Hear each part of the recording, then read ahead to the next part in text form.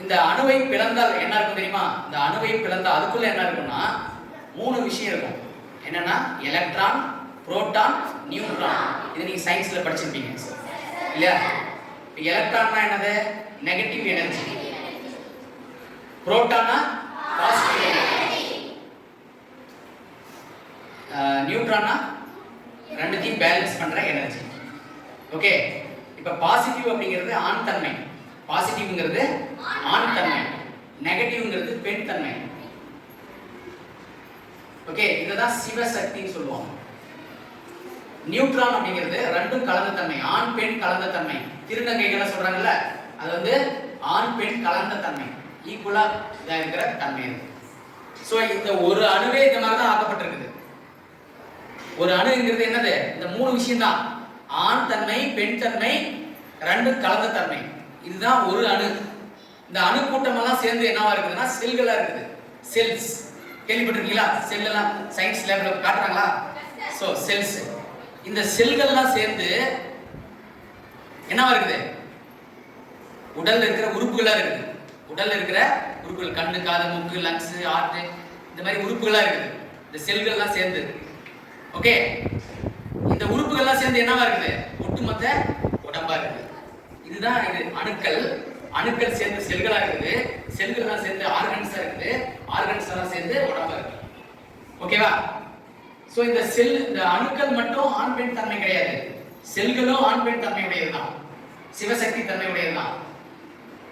அதே மாதிரி இந்த உறுப்புகள் அதுலயும் ஆண் உறுப்பு பெண் உறுப்புலாம் இருக்குது உடம்புல, அதை பத்தி நம்ம பார்க்கலாம். அதே மாதிரி இந்த உடம்பே, ஒட்டுமொத்த உடம்பே ஆண் பெண் தன்மை ரெண்டும் கலந்த தன்மை தான். நம்ம என்ன ஆண்னா ஆண் நினைச்சுக்கிறோம், பெண்ணா பெண் நினைச்சுக்கிறோம், கிடையாது. ஒரு ஆணுக்குள் பெண் இருக்கிறா, ஒரு பெண்ணுக்குள்ளேயும் ஆண் இருக்கிறான். ஆண்னா நீங்க அப்படி புரிஞ்சுக்க கூடாது, ஆண் தன்மை இருக்குது. ரெண்டும் மிக்ஸ் ஆனவங்க தான் மனிதன். அப்புறம் எப்படி ஆண் பெண் பிரிச்சிருக்கிறோம் அப்படின்னா, இப்ப நீங்க குரோமோசோம்ஸ் கேள்விப்பட்டிருக்கீங்களா? குரோமோசோம்கள் படிச்சிருக்கீங்களா? குரோமோசோம்ஸ், ஆண் குரோமோசோம்கள்னா அப்படின்னா XY.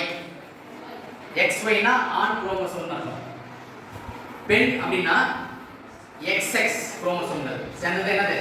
பெண், பெண் தன்மை. இப்ப ஆண் பெண் சேர்க்கையில என்ன நடக்குதுன்னா, ஆணினுடைய X பெண்ணினுடைய X ஓட சேர்ந்ததுன்னா பெண் குழந்தை பிறந்தது. ஆணினுடைய Y, ஆண்னா XY தான் சொன்னேன், பெண்ணு தான் ரெண்டுமே X, ஆண் வந்து XY. ஆணினுடைய Yயும் பெண்ணினுடைய X சேர்ந்துச்சுன்னா ஆண் குழந்தை பிறந்துடும். இதுதான் பிறப்பின் ரகசியம். அதாவது ஒரு ஆண் பெண்ணை வீழ்த்தினால் ஆண் குழந்தை பிறக்கும், ஒரு பெண் ஆணிடம் சரண்டர் ஆனா இல்லைன்னா ஆணை டாமினேட் பண்ணா பெண் குழந்தை பிறந்துடும். இதுதான் பிறப்பினுடைய ரகசியம். இது ஒன்றும் ஒளிவு மறைவு கிடையாது, இது எல்லாருக்கும் நடக்கிற ஒரு விஷயம். புரியுதா? இதெல்லாம் நீங்க தெரிஞ்சுக்கணும். சயின்ஸ்ல படிக்கிறீங்கன்னா சும்மா அப்படியே படிச்சுட்டு எக்ஸாம் எழுதிட்டு போறது கிடையாது, இதெல்லாம் தெரிஞ்சுக்கணும். ஓகே, இதெல்லாம் யோக ரகசியங்கள் தான். எப்படி ஆண் தன்மை பெண் தன்மை, எப்படி ஆண் பிறக்கிறான் பெண் பிறக்கிறான், இதெல்லாம் ரெண்டுமே ஈக்குவலா இதாச்சுன்னா அது வந்து திருநங்கை குழந்தை பிறந்தோம். திருநங்கைங்கிறது ஆண் தன்மை பெண் தன்மை ரெண்டும் ஈக்குவலா இருக்கிறது தான் திருநங்கை. ரெண்டும் மிக்ஸ்டா இருக்கும், ரெண்டும் ஈக்குவலா இருக்கும், வேற ஒன்றும் கிடையாது. அது பிறப்புல ஏற்படுற ஒரு இயற்கையான விஷயம் தான். அதனால திருநங்கைகள் எல்லாம் யாரையும் வந்து நீங்க கிண்டல் பண்ணக்கூடாது. புரியுதா? அவங்களும் ஒரு உயிர் தான். புரியுதா?